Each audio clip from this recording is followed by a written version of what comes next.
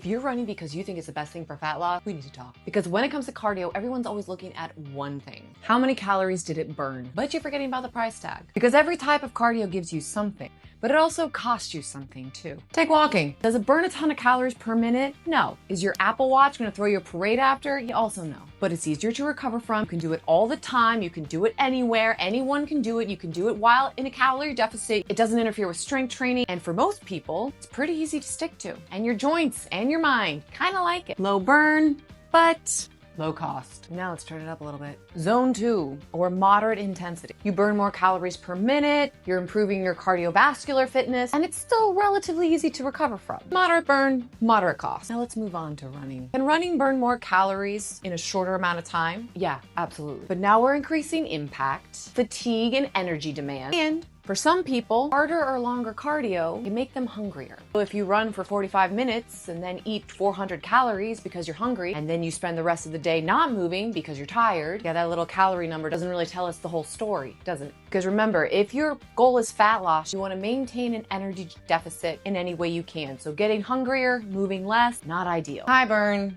high cost. And then we have everyone's favorite.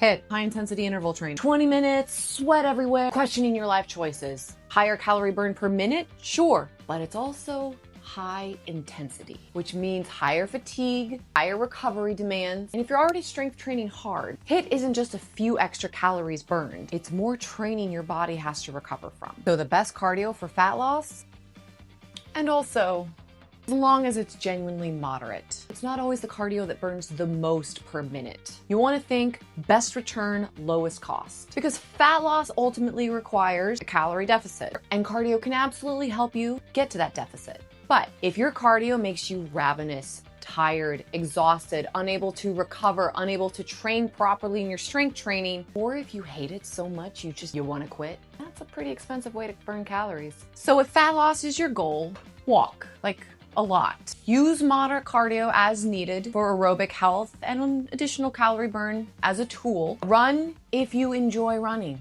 Just understand the cost in the whole picture. Use HIIT strategically if you want to focus on the conditioning benefits, VO2 max. But stop choosing cardio based on which machine gives you the biggest number. You're not trying to win cardio, you're trying to lose fat.